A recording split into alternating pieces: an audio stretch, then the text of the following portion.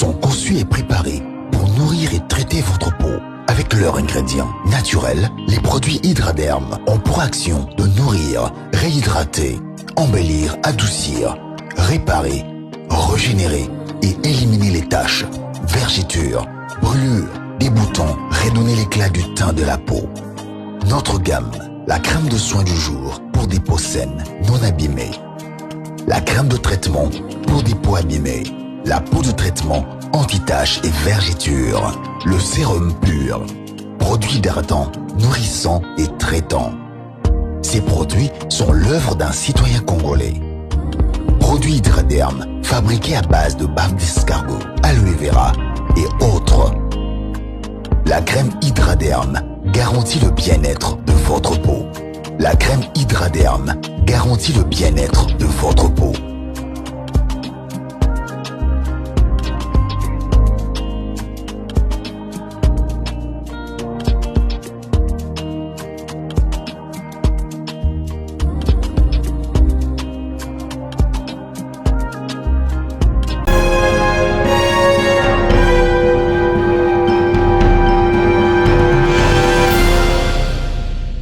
Ce sont les sentiments de joie et de reconnaissance.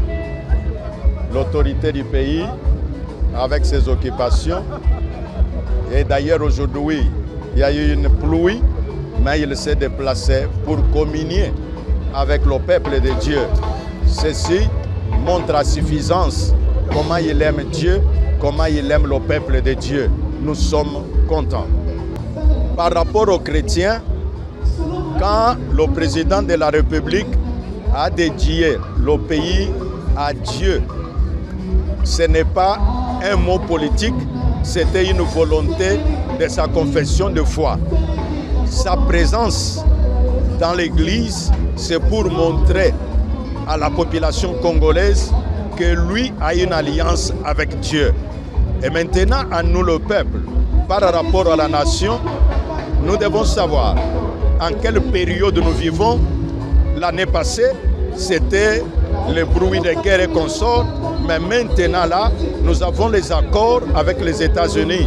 C'est le moment du développement. Or, avec la constitution actuelle, ça va poser énormément de problèmes. C'est pourquoi notre demande est que le peuple de Dieu en République démocratique du Congo comprenne le temps que nous vivons. Alors avec ce temps, les réformes constitutionnelles annoncées ont besoin d'abord du peuple de Dieu, parce que ce sont eux qui disent à Dieu de faire quelque chose pour le pays. Et deuxièmement, quand la loi référendaire sera disponible, que le peuple de Dieu soit prêt pour aller au référendum et se prononcer sur sa propre constitution.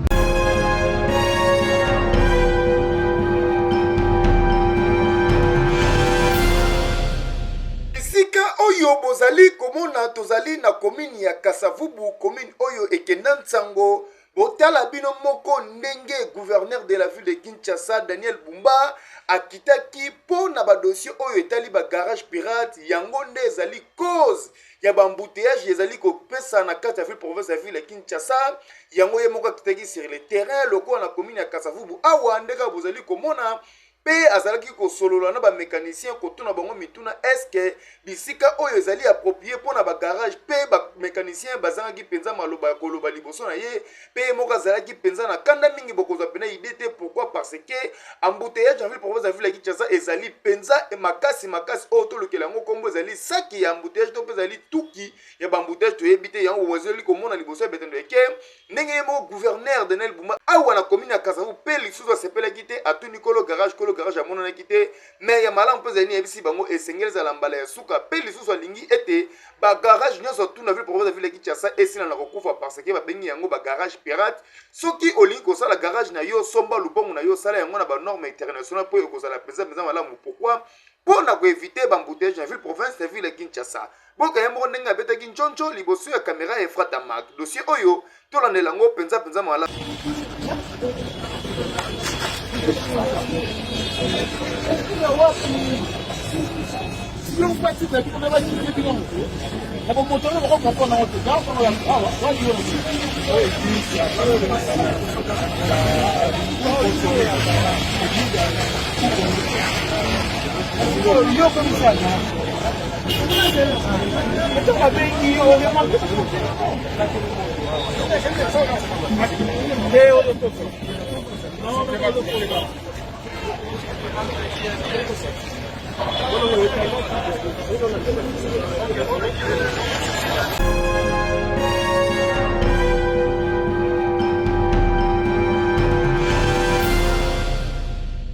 dossier ya courant na ville province ya ville ya Kinshasa ezopesa pasi pe mawana mitema ya bankongo mani to pe ya mankongo yango équipe ya Efrata Mag kitaki na commune ya Selembao na quartier Ngobila awa ndeka bozali komona population basengi epai ya bakonzi ya SNEL batalela bango dossier ya courant. Pourquoi? Parce que awa bazali na pasi ya courant okozwa penza idete ba congélateur esalaka te to pe lisusu ba réchaud kutu ekufa ba mpese bakoma na bango kokota na kati ya ba appareil na bango. Pourquoi? Cause ezali ni courant yango baleli mingi pe lisusu epai ya bakonzi batalela bango dossier ya courant o po difficulté o bazali nango ba commerce na bango misusu o batekaka lokola ba ji ba masanga bazali koteka te. Pourquoi? Courant ezalaka te yango basengi epai ya bakonzi ya Kinshasa ya SNEL botalela bango dossier oyo po ezokende penza mabe dossier oyo fataba bolukela bango solution.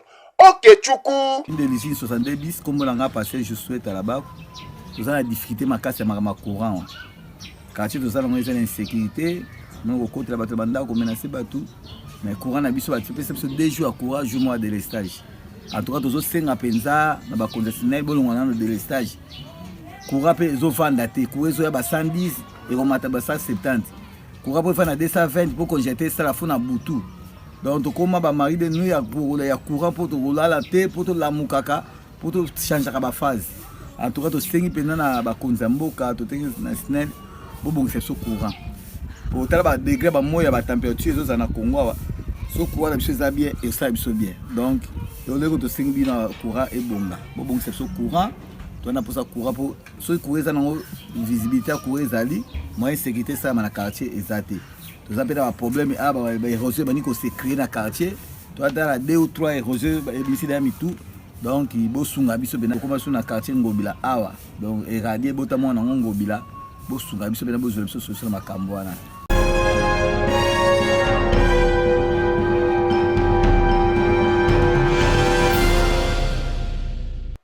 la bino moko bisika oyo bozali komona bokokanisa lokola tozali na province ya Congo Central to pe lisusu tozali na Équateur mais tozali na biso kaka na ville province ya ville ya Kinshasa communément appelé capitale ya République démocratique du Congo.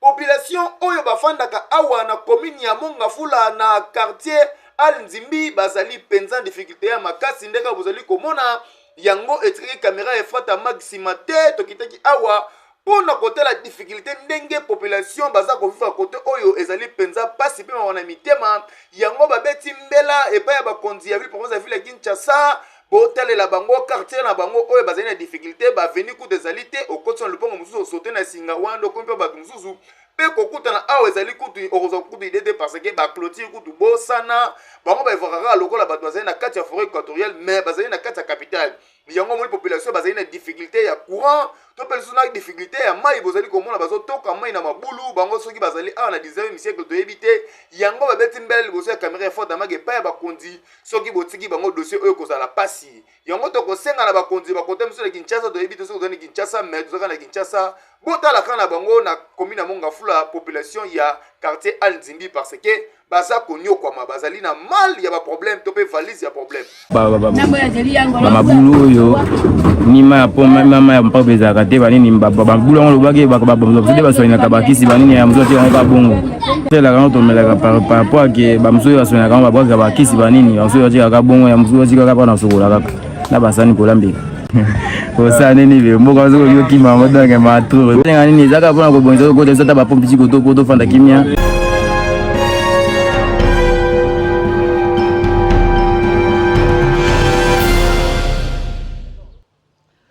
Communiqué de presse. L'Union nationale des caméramans du Congo, UNCC en sigle, tient à exprimer avec responsabilité et dans le respect des institutions de la République son profond regret quant à l'absence de sa représentation lors de la récente conférence de presse organisée au plus haut sommet de l'État, dans le cadre de la Journée mondiale de la liberté de la presse. L'UNCC précise qu'il ne s'agit nullement d'une remise en cause du travail accompli par les caméramans présents sur terrain, encore moins d'une contestation de la couverture médiatique assurée lors de cet événement. La préoccupation soulevée porte exclusivement sur la représentation institutionnelle d'une coopération professionnelle qui contribue quotidiennement à la visibilité des actions publiques et à la transmission audiovisuelle de l'information auprès de la population. L'Union nationale des caméramans du Congo exprime ainsi sa profonde désolation face à l'exclusion des caméramans, justifiée par l'idée selon laquelle les journalistes suffisent et que le caméraman se limiterait à capter des images. Une telle considération ne reflète ni la réalité du travail médiatique moderne, ni le rôle fondamental que jouent les professionnels de l'image dans la chaîne de l'information. Le caméraman n'est pas un simple exécutant technique. Il est un acteur essentiel de la communication audiovisuelle. Sans image, il n'existe ni reportage télévisé, ni retransmission, ni véritable visibilité des activités officielles auprès de la population. L'UNCC rappelle que la complémentarité entre journalistes et caméramans constitue le socle même du travail audiovisuel. Opposer ces deux métiers revient à méconnaître le fonctionnement professionnel des médias contemporains où l'image occupe une place centrale dans la collecte, le traitement et la diffusion de l'information. Les professionnels de l'image jouent aujourd'hui un rôle incontournable dans l'univers médiatique. Grâce à leur savoir-faire, les citoyens peuvent suivre, voir et comprendre les événements qui marquent la vie nationale. À ce titre, l'Union nationale des caméramans du Congo estime que les structures représentatives des métiers de l'audiovisuel méritent considération, respect et implication dans les grandes rencontres médiatiques nationales. À chacune de nos prises de parole, nous avons toujours rappelé aux caméramans leur rôle essentiel dans la valorisation de l'image positive de notre pays, surtout en cette période où la nation fait face à l'agression de l'ennemi.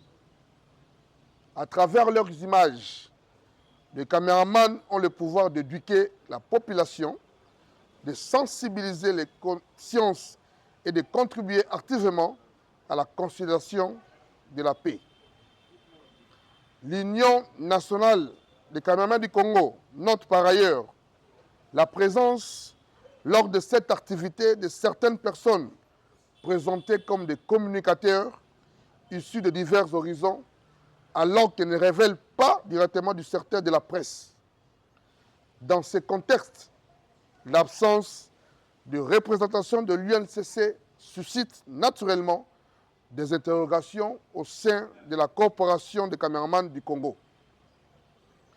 Tout en réaffirmant son attachement au respect des institutions de la République, ainsi qu'à une collaboration constructive avec les autorités publiques, l'Union nationale des caméramans du Congo souhaite qu'à l'avenir, une approche plus inclusive, équilibrée et représentative soit adoptée dans la prise en compte des différentes composantes du paysage médiatique national. L'Union nationale des caméramans du Congo demeure pleinement disposée à contribuer dans un esprit républicain, professionnel et constructif à toute initiative visant la valorisation des métiers de l'image et le renforcement du paysage audiovisuel congolais.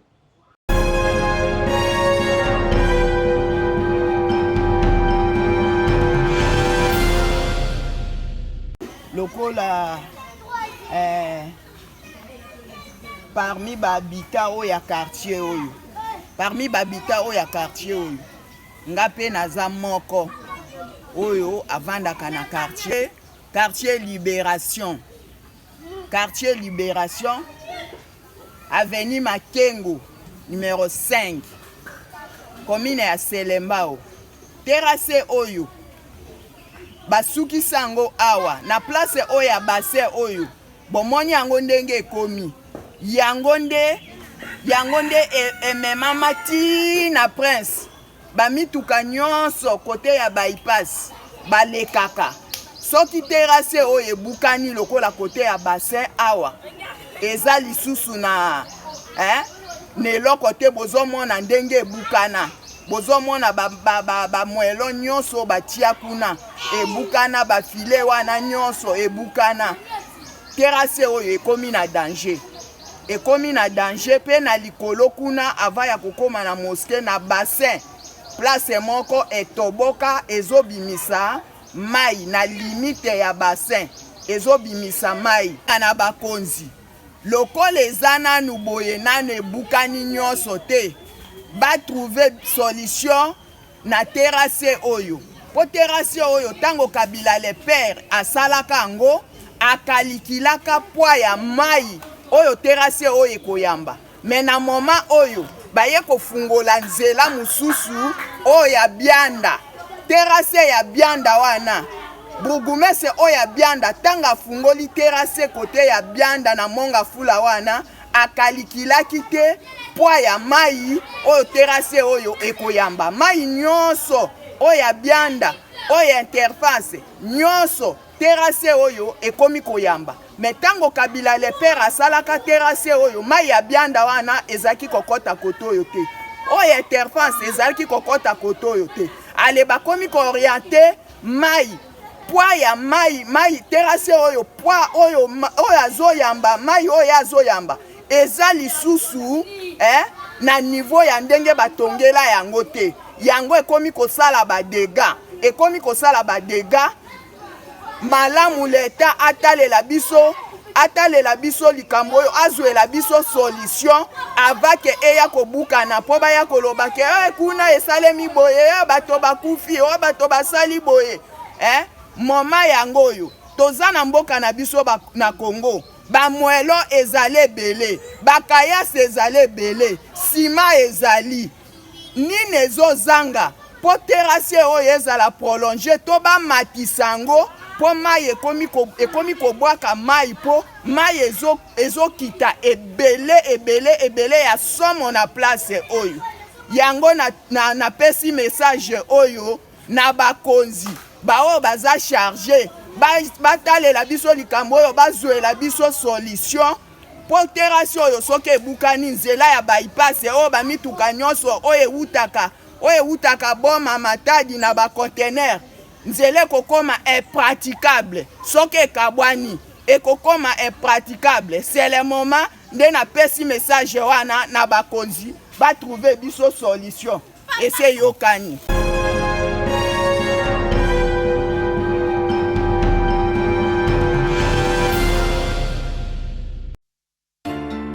Ndeko yoka bolingo na divorce bazalaka ba voisin.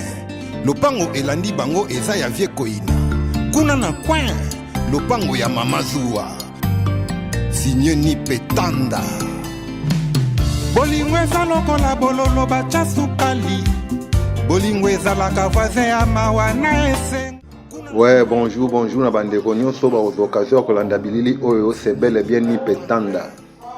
Alors ni petanda toleki na bilili oyo pona koya ko remercier déjà bandeko nyonso bazo kolanda ngai bandeko nyonso bazo ko yoka bazo ko yoka album na biso la kisaki yo merci mingi. Alors toleki na bilili o vite fait pona koya koloba te notre album la kisaki yo eza na marché ezalaka déjà na marché avec 13 titres. Alors na 13 titres wana to avana banzembu oyo soko yo ki en tout cas il faut sepela. Yango to sengi na bandeko nyonso tu o balinga ba meloma nyonso tu ya bonne musique o balinga ka bonne musique bokota na ba plateforme nyonso tu ya ya téléchargement bokuta notre album lakisaki yo tobeleli mbela na bandeko bali na Congo RDC, bandeko wana Congo Brazzaville, na Angola, na Afrique mobimba, na ba Gabon, na Sénégal, partout. Tobeli na bino, ndeko na bino Nip Tanda avec l'album Lakisa Kiyo, ils en a 13 titres. En tout cas bokota boyoka, j'espère que oyo bokoyoka bokoza décité. Ya poto yemba makambo yo ezalaki ezali pe kozala kaka tanke mokili eza mokili makambo to koyemba ezalaki pe kozalaka kaka. Donc to yembi vraiment na ba norme o esengeli na koyemba. Yango to sengi na ba vrai mélomane ya musique. En tout cas bokota na ba plateforme ya téléchargement, bo télécharger Lakisa Kiyo, bokuta banzemu netike lokola ba ebomaka, banzemu teleke ba chamara, ba lavi, ba chikichaka, ba musumu kisinanga, ba karma, ba tiolamante eza kuna, ba gelem eza kuna, donc banzemu penze ezali ba générique pe ya kafu eza kuna. Donc bokoyoka yango, je pense que bokozala décité. En tout cas, je vous en prie vraiment, bokenda na plateforme à téléchargement. Alors mingi ya kolobeza te, tozo senga kali sungi. O bokokuta kuna, boyeba ke jusque là tozo sala onka na loboko moko. Ni pendo ki ya pembe, la pierre angulaire pe aye. Nakamweyo, babeta kamondenge na mokumbi ya imperium mete. Ndenge toko kenda boy. Otengami, obwakami.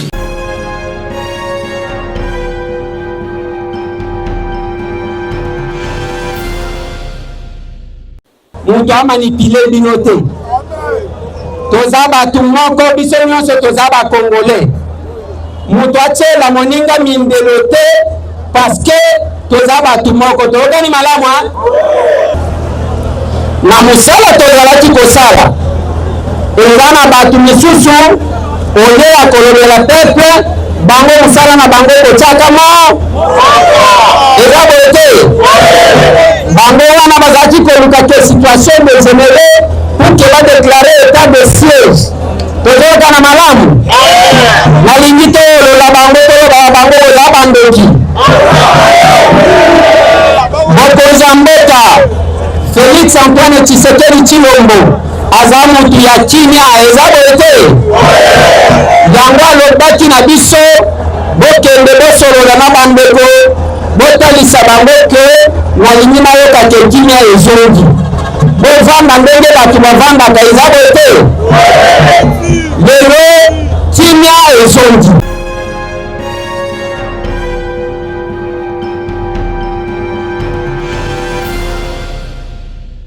Les produits cosmétiques Hydraderm sont conçus et préparés pour nourrir et traiter votre peau. Avec leurs ingrédients naturels, les produits Hydraderm ont pour action de nourrir, réhydrater, embellir, adoucir, réparer, régénérer et éliminer les taches, vergetures, brûlures, des boutons, redonner l'éclat du teint de la peau. Notre gamme, la crème de soin du jour pour des peaux saines, non abîmées. La crème de traitement pour des peaux abîmées. La peau de traitement anti-taches et vergetures. Le sérum pur. Produit hydratant, nourrissant et traitant. Ces produits sont l'œuvre d'un citoyen congolais. Produit Hydraderm, fabriqué à base de bave d'escargot, aloe vera et autres. La crème Hydraderm garantit le bien-être de votre peau. La crème Hydraderm garantit le bien-être de votre peau.